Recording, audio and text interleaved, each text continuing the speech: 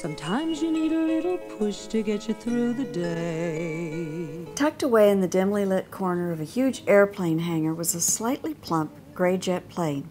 He was smaller than the big jets, and his drab color almost camouflaged him in the dark shadows of the corner.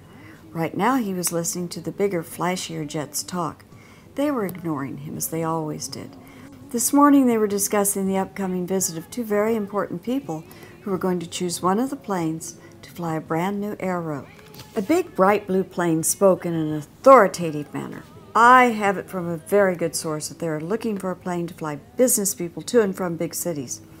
Oh yes, said another sleeker silver jet. That is what I have heard also. No doubt I will be chosen. You, retorted the bright blue plane. They will need a plane of my stature and importance. One thing for sure, huffed the silver jet as she raised her nose cone arrogantly.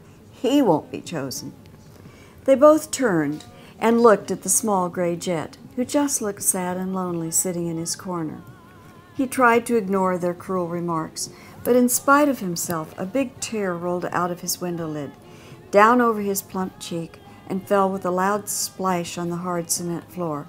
Then came another and another. Great hiccuping sounds came from within his round gray body.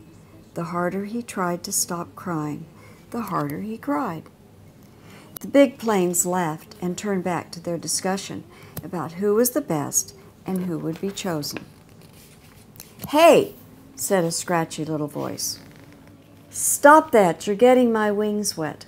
The little plane was startled to see a tiny little woman with wispy hair and tissue paper thin wings sitting in the middle of the puddle his tears had made.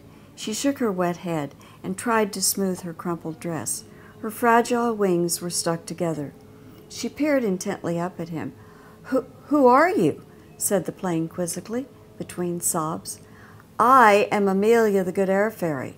I was flying by this hangar and I heard a sound like an elephant crying. So I thought I'd land and investigate, but I misjudged my runway and slipped on your tears. And I'm sorry you're crying, but..." She stopped to take a breath and added sternly, "If you don't stop crying, I shall soon be too wet to move." Then TJ suggests that she get on his tail wing, and he's going to blow her dry with his engines. And she does just that. There are a lot of interesting pages I added to it. There is a preface that tells the story behind the story. And this one in particular I thought would be fun for children because it shows how you do a sketch for an illustration. That happens to be one of the original illustrations. And that's called From Pencil Sketch to Final Color. And then here we have TJ as a balloon flying at Wendy's. And then here's TJ from the poster. And there I am with my arms around, well, almost my arms around TJ. These are all pictures from the musical. It's reviews and views for Show Your Spirit.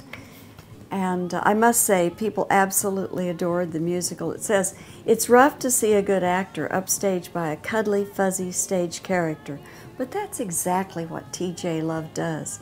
As soon as he appears, fluttering his wings and batting his eyelashes, the oohs and ahs from the audience come out.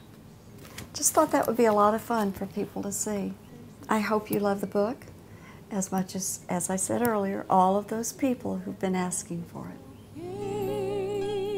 Just show your spirit.